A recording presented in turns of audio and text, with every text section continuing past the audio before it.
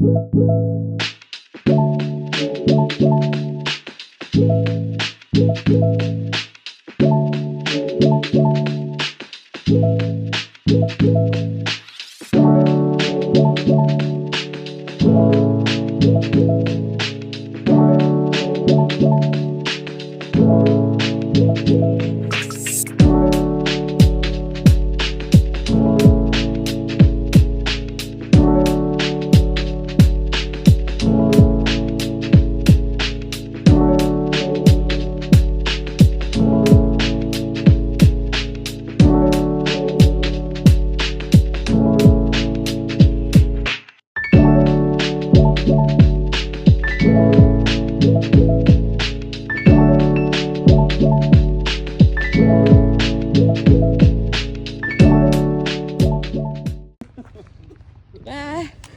1 year ago, we're doing this exact same shit.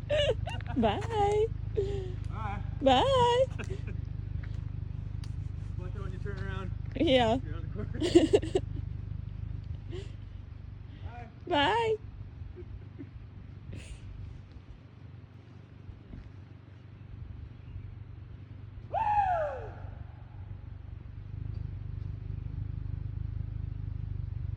Bye.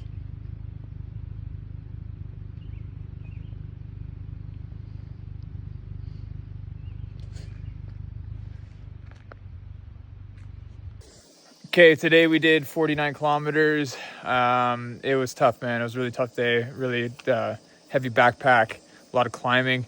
And shitty thing is I broke my trekking pole for 6 hours. So that's what I'm using now as a fucking stick. So got my tent set up, got all my food in there, backpacks in a garbage bag just in case it rains tonight. I don't think it will, but everything's all good, man. Day 1 on the IAT. Okay, day 2 on the IAT. Set up camp right on the water. Beautiful spot. Yeah, today was hot. A lot of road sections, which was kind of nice, but it hurts the feet more, I find. But yeah, we got to 50, just under 55K. So yeah, gonna wake up 4 a.m. and do it again tomorrow. Day 3 on the IAT. Moving pretty slow right now. No, it's been a good day. Backpack's a little lighter, still like 50 pounds, but felt a lot lighter this morning. It's a little heavy right now. Yeah, I think we'll be getting into the Chick Chalks tomorrow, so will be interesting to see what that terrain's like. But it's been going good, man. Getting stronger every day, so it's been fun. Day 4 on the IAT. We are now entering the Chick Chalks. I had a little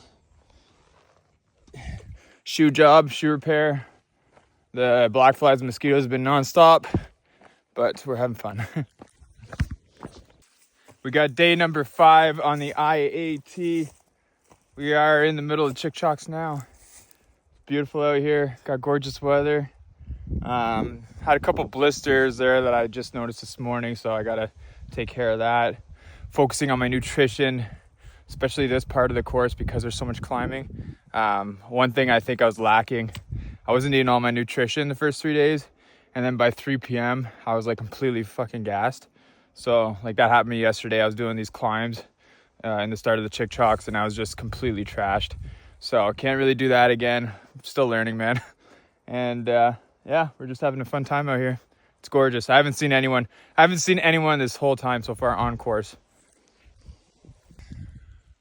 We are day 6 here in the Chick Chalks.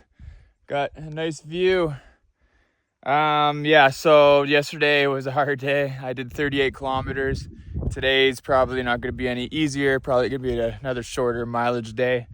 But really trying to prioritize my sleep here. I really need it for all these climbs. Like it's just like you're going up the mountain, down the mountain, up the mountain, down the mountain. So I slept by a lake yesterday, and because I was up in elevation, I did get cold. It was like 2 a.m, and it was waking me up. I was pretty cold at night, and yeah, man, it's I got a couple blisters there that I'm really trying to take care of and make sure that it doesn't end my adventure. But feel strong, man. Every day I get a good rest, and then I wake up and I'm like ready to rock the next day. Like I feel really good. So my plan is to play it smart for the rest of the Chick Chalks, and then as soon as I'm done over here, we're gonna give it a really hard push. So wish me luck. Day 7 on the IAT. I feel good, man. I feel really good. I remember last year when I was on the Bruce Trail, day 7, I had a major panic attack. So I'm just grateful, a little bit more experience and prioritizing my sleep. Although I didn't sleep that well last night. It's been getting cold. I've been sleeping up in elevation, so it's like really cold at night and it's waking me up at like 2 in the morning. But other than that, I feel really strong. Like today, I feel creative. I'm like thinking about all these things that I want to do when I get back home. So having fun. Got some really nice views. Taking care of my blisters. I actually just aired out my feet like two minutes ago, and I noticed my right ankle's cracking like crazy, but it doesn't hurt or anything, so it's all good. But yeah, man, having a good time. Day 8 on the IAT.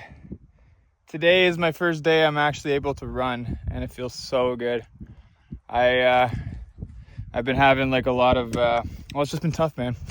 In the Chick Chalks, like I was getting a little discouraged because like I was hoping to get a little bit more miles, but like I think I did like 38K one day, 35K, then yesterday I did 43. But I'm not too worried about it. I'm still on track here. And because I've been really taking care of my sleep and, being very responsible out here, I'm going to be able to do a pretty big push at the end. Like, I feel really good right now. So, again, just a little more experience. It goes a long way. So, I've been very, very lucky with nice weather. And I think I'm going to have a nice weather all the way through from what I've seen on the forecast. So, just having a ton of fun, man. And it's so technical out here that I don't even have time to think about anything. Like, when I was on the Bruce Trail, I was like feeling all the emotions. Like I said before, like I don't feel anything because you're so focused on every footing. So yeah, man, just having a great time out here. Day 9 on the IAT. Do you know how many mountains I've climbed? No, honestly though, I am very grateful. We actually just came from over there yesterday and just having a lot of fun, man. But we're out of the weeds pretty soon here. Gonna be out of the Chick Chalks probably by, I don't know, maybe tonight, midday tomorrow. And then we're gonna be doing one final push to the end. So wish me luck. We got day 10 on the IAT. We finally made it to the coastline, baby. Super stoked about that. Yeah, Chick Chalks were beautiful. I had a ton of fun. It was a lot of work, especially with a heavy backpack. But it's just nice that we're gonna be heading home soon. Job's not done though. It's still pretty technical. Very rugged still. And following the coastline still pretty rocky and stuff. So, but having fun, man. Just hoping to get it done in the 13-day range. So we'll see. Day 11 on the IAT. It's extremely hot today. It's been hot every day. And I do well in the heat, but it's been causing me to chafe down there for the last 2 weeks now. So it's from the hours of I'd say from 11 a.m. to about 4 p.m. It's pretty uncomfortable almost every step. But how can I complain with views like this? So right now I'm actually 100 miles, so 160 kilometers away from the finish line. And it's pretty special to me because my first 100-mile race was in Gaspé. So yeah, pretty excited about that. My plan is we'll probably finish a little later tonight. And then I might just do a final push and just not sleep tomorrow night. So I haven't made up my decision yet there, but thinking that might be what I'm going to be doing.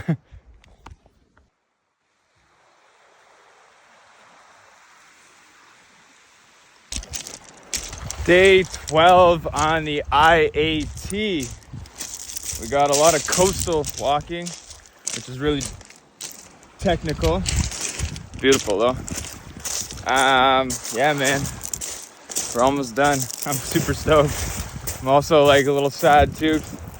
I really enjoy doing this, man. Like honestly, it's fun. I believe we're meant to move for days. The body will adapt.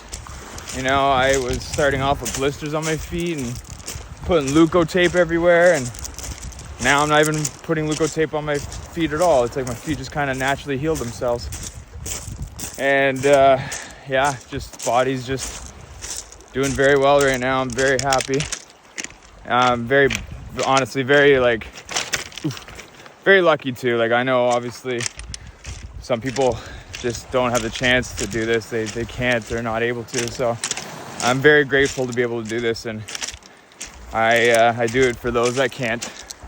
So we're on the St. Lawrence right now, but it's salt water. It's mixed with the ocean, so I can't filter from here. One of the issues is on the coastline here is that it is harder to find water, and it's been so goddamn hot. So yeah, it's all good. It's we're almost done. Day 13 on the IAT. It's a special moment because we have 40 kilometers left. So it's 6:20 right now. I'm gonna do a late night push here. I don't know if I'll go all night, but we'll see. Might take like an hour nap or something.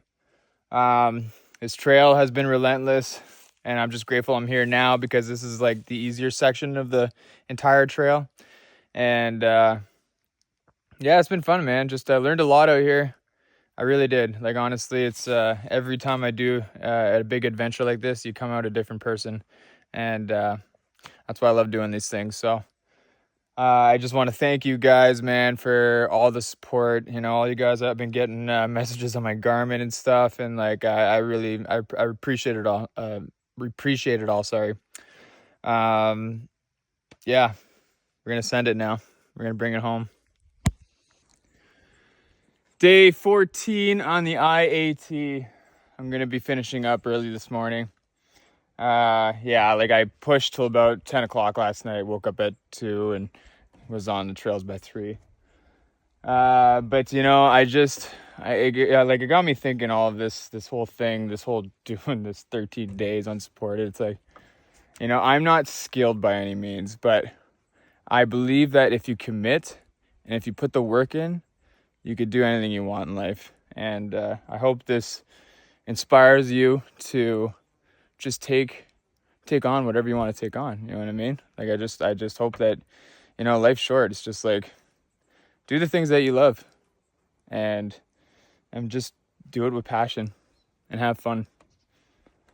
Just here at the Gaspé Peninsula, close to anyways. And we just got a nice little sunrise.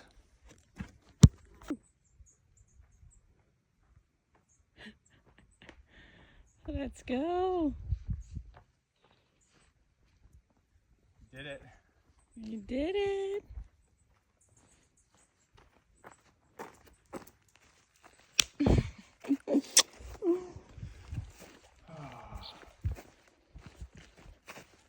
We have this whole place to ourselves or what?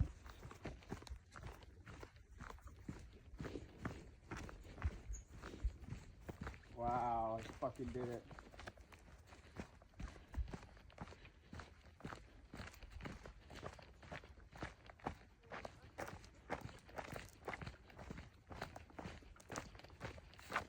Let's fucking go. Yeah. Oh, wow.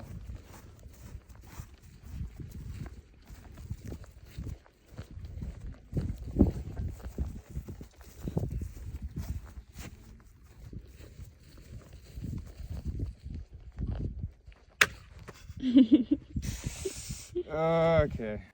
IAT 2025, the International Appalachian Trail in Quebec. That's what I took on this year, and I did it unsupported, and we set the fastest known time. So I just wanted to It's been a little bit now. What are we in October? I did this. I started in July 31st and I ended on August 13th. So I wanted to do this video a little bit sooner, but life kind of got in the way. It's been pretty busy ever since I got off the trail. But just wanted to give you guys like a little recap and how I felt before going into the trail and how I felt after. The differences between when I did the Bruce Trail back in 2024 to going out and doing this trail in 2025. So this year, I have to be honest, man. After the Bruce Trail, it was such a big win for me. I came off of that with, I was just so proud of myself. And, like I started my whole fitness journey in 2020. And, I went from like not even being able to run 5 kilometers to like 2 months later running a marathon to like, then just progressing and just, every time I leveled up, that became my new normal. And 2024, whenever I took on Canada's longest and oldest marked trail, and then we set the fastest known time, yeah, it was a huge win. And after that experience, I gotta say, I just was like, David Goggins has this line, and it always sticks with me. It's just like, he was a full-time savage, but then for a little while he became part-time savage. And I kind of felt like I was doing the same thing. I was showing up, I was working out. My wife and I started this business, New Normal, and we started doing the online coaching. So it's like we were still moving the needle, but we could have, I think, progressed a little bit quicker, and I could have pushed it a little bit further if I was a little bit more disciplined. And after the Bruce Trail, like I said, it was such a big win. I just felt like I kind of fell off track a little bit. I started smoking weed again and smoking a little bit more than I should have. And like I said, man, this video, I'm here to be brutally honest with you guys, like just how it is. I was super locked in, man, before the Bruce Trail. I did like 8 months or 9 months of being completely sober, like didn't drink booze, didn't smoke any weed. It's not that I have an issue with it, but I'm an all or nothing kind of guy. So it's like if I'm gonna do something, I'm all in. So whenever I start smoking weed, it's like I start smoking all the time again. And yeah, I know how I am. I know who I am as a person. It's like I really kind of have to just put it aside. I kind of realized after the IAT, I'm like, you know what? I'm going to have like 2 months of the year where I'm going to like maybe let loose, have some drinks, smoke some weed or whatever, enjoy my time. But like, I got to stay locked in, man. Like, especially if I'm a health and fitness coach, and I'm doing, like, I'm trying to help people live their new normal. It's like, it's really important for me to walk the walk. You know what I mean? But yeah, that being said, it's like when the IAT came around, I was on trail, and we'll talk about that story soon. But when I was on trail, I remember just sitting, like thinking to myself, like, if I didn't put that on the schedule, if I didn't plan to do this trail, I don't think it would have happened. You know what I mean? Because like after the Bruce Trail was such a big win that I probably would have kept on not being as disciplined, and like a whole year would have passed. It would have been like, I didn't do anything. So that being said, I think it's really important, guys, that we set these goals. We set these goals for business or your health and fitness or whatever it is. It doesn't have to be a big trail. It could be anything. But setting these like goals and then just like you having something to work towards. That's what's going to keep you motivated, and that's what's going to keep you disciplined. So the IAT, like I said, I strength trained. I laid off the running quite a bit this year because I knew I had a lot of climbing to do. This was 650 kilometers. It had 85,000 feet of climbing. And like I said, I did this unsupported. And unsupported, what that means, I have to carry all my own nutrition. I have to filter water on course. I have to sleep on course. And I didn't get any help at all whatsoever. And my backpack started off at like 55 pounds. I was like kind of stress packing towards the end, which it didn't have me on the Bruce Trail, but this time I did. Like I was noticing my phone battery, because my phone's a couple years old now, the battery was dying quicker, and so I threw in an extra battery bank. Like right before I went out, so that added a bit more weight. So like the official weight was like, I think it was like 53 point something, but then but with the extra little bit of weight that I threw in at the end, it probably came out to 55 pounds. I started off the trail at 183 pounds, like body weight, and I got down to about 165. That's just gonna happen when you're on trail for that long. But yeah, this trail was relentless. It was really, really hard. And from the first day, I started off this trail. First 6 hours, I had gear that I was using from the Bruce Trail, but everything was in pretty good shape. But the poles my trekking poles that I had, I should have got new trekking poles. And I remember that was one thing I was kind of contemplating on. But they're expensive, and I've gotten helped out with shoes and my backpack and stuff. But the trekking poles I had to buy on my own, and I was trying to keep this trip budget friendly. And I used the same trekking poles that I used for the Bruce Trail and all the other training runs that I had before the Bruce Trail and before the IAT. Well, sure thing. It friggin' first 6 hours, I was hiking, and the pole went between my legs, and it snapped the pole in half, and I started panicking. I had literally a panic attack within the first 6 hours, and I didn't know what to do. So then I found a stick that a logger cut, and it was a perfectly good stick. It was heavy. It was like 10 times the weight as my other trekking pole, but that stick stuck with me the entire trip. And but then right after that experience, I ended up falling down this ditch, and then my backpack got caught in a tree, and I ended up choking myself out. And like the strap that holds the shoulder straps together, like literally, like I fell down this ditch, like 6 feet down the ditch, and the strap's holding me up by the neck, and it was choking me out.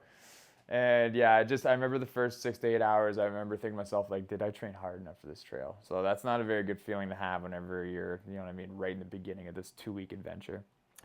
But then we pulled through. I was very, very lucky, very fortunate that I had literally sunny days every single day. I had one moment where it started to rain, but I was like in the trees and I didn't even get wet. So 2 weeks of no rain. But as much as it was beautiful and everything, and I was really lucky to have no rain, that also did dry up the course, so I didn't have as much groundwater to filter from. And chafing, man, oh my God, the chafing was just unreal. Like I was chafing in my groin area for probably about 8 hours a day for about a week straight. First week was not too bad. The second week was just brutal. Like for 8 hours when it was really hot, it was like every step was painful. Every time I stopped to filter water and I'd get going again, it was it was insane pain. So one thing I've learned from this trail, you're always learning new things when you go out and do these things, right? But one thing I learned when I was on trail was clean yourself really well, because what happens is whenever you sweat, salt crystallizes, and that turns into turns into diamond sort of thing, and the salt crystals will cut into your skin. Hold on a sec, I gotta flip the chicken that's in the air fryer. So yeah, salt crystallizes, and if you don't clean the salt, it will just rub against your skin and cut your skin, and that's what I learned when I was on trail. So clean yourself well in those areas where you could possibly chafe. What else did I learn? It was just the IAT was very adventurous, and I've talked about it quite a bit now. I've been on a few podcasts, and the Bruce Trail, it was really well marked, and I didn't really have to worry about navigation too much over there because the trail was so well marked. This trail, the IAT, was very tough. The navigation was really tough. There was moments whenever I wasn't even sure if I was on trail or not. And it was like you're doing a lot of bushwhacking. The climbs in the Chick-Chalk Mountains were just relentless. You go up the mountain, you go all the way down the mountain, you go up the mountain, all the way down. I had 2 moose encounters.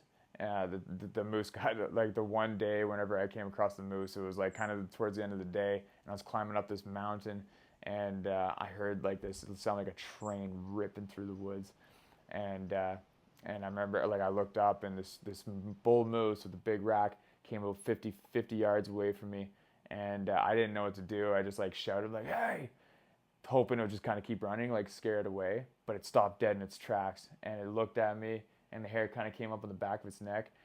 I stepped off course. I was started getting behind trees, and I got a video of it. And then I stood there for 10 minutes, but I had to keep moving because I had to set up my camp, and it was starting to get dark. And I kept looking on the map. I was climbing up this mountain. And if I like keep going and it gets later, it's like I'm gonna possibly be camping on top of this mountain, which will not be fun, you know. Um, so I ended up just kind of going for it. The moose was like right in front of the trail, and like it literally went towards the moose, and then the trail took a hard right. So I went right close to it, then took a hard right and kept going up the mountain, and found a camp spot. It was on top of a mountain, which was unfortunate because it did get cold that night. Honestly, the 7 days I was in the Chick-Chocs, it dropped down to like single digits every night. So every night I would wake up pretty late and it was pretty cold. But what I would do in the morning was I'd turn on my burner. I brought 2 canisters of fuel, and I'd turn on my burner inside my tent, and it would heat up my tent like a big furnace. And every morning it would warm up my core temperature, and then I would kind of get ready to kind of take on the day. It got cold, man. It got cold in the morning. So it's like, I couldn't imagine starting my morning off freezing. You know what I mean? Like, it would take a while to get your body temperature back up whenever you're just like packing up and you're frozen. So it was nice to be able to just run that friggin' burner and just heat up that area while I pack up all my gear, and I kind of get nice toasty warm. So that was really nice. Because one thing I was worried about on the IAT was hypothermia. When I was in Gaspé, when I did my first 100-mile race, I ran like 50K with hypothermia, and I'm telling you, man, it's not fun. So I had like a bit of PTSD from it, and I was just like, just brought extra layers, and my coach told me, is like, bring an extra canister of fuel because it could get pretty nasty out there. So I was very prepared. I couldn't screw up, man. It's like it was so remote out there that like if I did get in a very sticky situation, it's like I'd probably have to get airlifted. I'd have to hit the SOS button on my Garmin. The Bruce Trail, it's like if I was to pull the plug, it's like I could just run down to the side of the trail, hit a road section, and then call my wife, and then she could come pick me up. So it was you just have to be really really smart out there. But man, that trail was so beautiful, and I like it took me about 4 days or 5 days to get to the Chick-Chocs section. Then I had about 7 days in the Chick-Chocs, like in the mountains. And then once I got past the Chick-Chocs, I got down to the coastline. And, if you look on a map, it looks like, oh, you're next to the St. Lawrence. Like you have tons of water to filter from. But that was the issue. The St. Lawrence out there is all salt water. And I couldn't filter from that. So, and it was like 2 weeks of dry, dry, dry weather. Like, honestly, actually, I was very fortunate because everywhere else in Canada was in the red zone for forest fires. And my area where I was doing my trek was actually still green. So it's like we were allowed to be out there. But I know out in like the East Coast, they were like giving out like $20,000 fines for people that were in the woods. So I was very lucky that I was able to finish the course. But yeah, like I said, it was I was on the St. Lawrence. It was salt water, so I had no groundwater because it was so dry for so long. So I would go hours without drinking water. Thankfully, I'm pretty good for like I don't know, like I could camel up. I could whenever I find a water source, I drink a lot of water, and then I hold always like about 500 milliliters of water on me at all times, just in case you get in a sticky situation where you go hours without water, or if you're eating, like fuel's so important. Eating is so important whenever you're on trail. So it's like sometimes your mouth's so dry, and if you're trying to eat something, and you start choking, you need water. You know what I mean, to get that nutrition down. So it's really important to always have water on you. Um, but yeah, then I remember like the last night I was going to do a big final push, but man, this trail was hard. It was so much climbing every night. I was so exhausted, and I ended up like kind of stopping like around 10 o'clock the last night, and then I had like 28 kilometers left to the finish, and I just got up at like 2, 3 in the morning, and then I did one big final like hard push at the end, and I was running, man. I was running to the downhills and stuff, and I finished in the most beautiful area, the Gaspé Peninsula. It was so nice, and it was so nice to see my wife, and it was a good experience, man. It was the trail, like I said, it was really hard, but I've also had a lot of experience, man. The Bruce Trail gave me a ton of experience. One thing I wasn't doing at all on the Bruce Trail was sleeping. I couldn't sleep. But on the IAT, I brought a bunch of magnesium. I figured out that's what was not letting me sleep. So I took in a bunch of magnesium before bed. Slept every night like a rock. So my recovery was super good. I didn't hallucinate at all on trail. And last year when I was on the Bruce Trail, I was hallucinating every day, like almost every couple hours. So I really, really dialed in these big, like, sleeping and nutrition, and you know what I mean, just knowing that I could be able to move for that long, like having that confidence and having those skills to be able to move on trail efficiently goes a long way. And I've only been doing this sport for a few years now, but man, if you put yourself in these situations where you got no choice but to learn, it's like you're gonna become good quick. But then I got the right guidance too. I had the right coaches. I got my buddy, well, my coach Ray's a Hab, and then Jameson Hatt. He's probably gonna be watching this video, so shout out to you, bro. He actually beat my Bruce Trail record. So yeah, man, you gotta search this guy up. He's an absolute beast. But he's been kind of my second coach as well. And whenever I'm kind of like, I don't know what's going on, or if I'm doubting my equipment or gear choices, whatever, it's like I just give him a call and he's there for me. We actually did a big project recently. We did the Bob Marshall Traverse. That was an interesting project because we were gonna try and set the FKT for doing an out and back. But then we ended up making a field mistake that actually cost us the FKT. But honestly, it didn't even matter. We weren't there for the FKT. I think we were there to kind of get to know each other and see if we get along, because I think we have future projects ahead between him and I. He's a beast, man. He's a beast, and I look up to him. He's got like 10 years experience on me, so I know we got future projects ahead for sure. And yeah, the IAT, man, was a big one, and I learned a lot. Like I said, had a ton of fun. I was in a very remote part of the country, very beautiful, rugged. There was more moose tracks and people tracks. I didn't see any black bear, but they were definitely out there. And yeah, man, the support I get from everyone, it always goes a long way. When I do these things unsupported, I feel like I have an army with me. So it's like, I'm not alone. Like, I know I'm not alone. And I know, I definitely believe in spirits too. Like, I definitely believe that people, like, something is there helping me get through these things. And like, I remember when I was on the Bruce Trail, my Oma was telling me, like, you have three angels following you, and those three angels would be butterflies. And well, I mean, I don't know. I don't think she told me they'd be butterflies, but I'm pretty sure, like, that's kind of what I noticed when I was out on the Bruce Trail, because these butterflies would always come flying around me whenever I'd stop to filter water, or if I was like, just airing out my feet or whatever, and they would like always land on me, and it was always like three butterflies. It was super strange.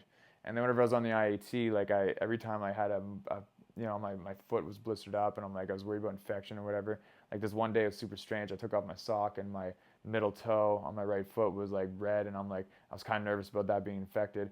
And all of a sudden, this butterfly landed on my toe, on my big toe, where it was like I thought I was infected. And it was like super, super strange, man. Like, you kind of have these moments out there. It's just like, you realize, like I said, you're not alone. So it's, I don't know, man. It's fun to tap into that kind of stuff.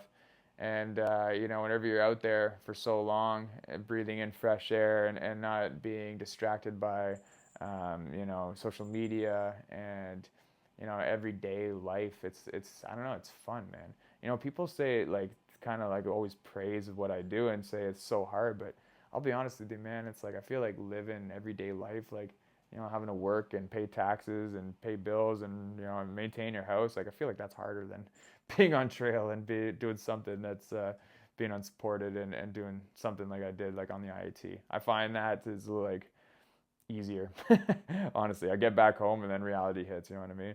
So I encourage you to do hard things. I encourage you to do things outside and push your comfort zone, because it just makes you appreciate everything else in life, man. It makes you appreciate all the little things, like drinking out of the tap and getting clean water and not having to filter out of a dirty puddle. Eating like real meals instead of eating, you know what I mean, high calorie dense bars and dehydrated meals every night. It just makes you appreciate everything, and it makes you just, chocolate taste a little bit sweeter. You know what I'm saying? So that's about it. I just wanted to kind of recap on just my experience lately with the IAT, and just like I said, my motivation going into it, and then my motivation coming out of it. Yeah, and that's I didn't actually talk about that, but now after the IAT,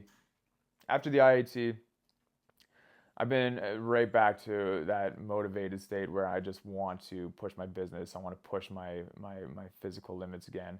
I'm locked back in. You know, like I said, I think whenever I put the IAT on the schedule and I was like wondering if I even trained hard enough for it, you know, I realized when I was on trail, I'm like, a year goes by fast. You know, like it was 1 year exactly when I started the IAT from whenever I did the Bruce Trail, and I feel like life just went by like this. And you know, like I said, if I didn't put the IAT on the schedule, it probably wouldn't have got done. So I put on the schedule, but then like I said, I was on trail, and I'm like, man, it's like I don't want to go years of my life not being like completely focused. You know, I want to be dialed in. I want to take advantage of my youth.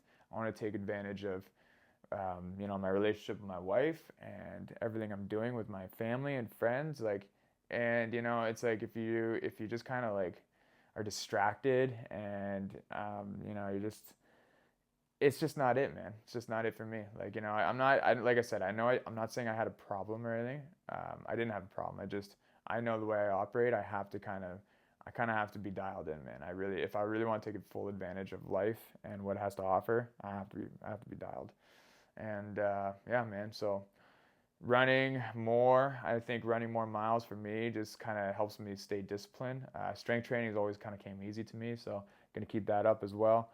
Um, and yeah, we're just going to just keep pushing our business, the new normal business, the online coaching, the clothing business. As you see, hat, shirt, we got some clothes.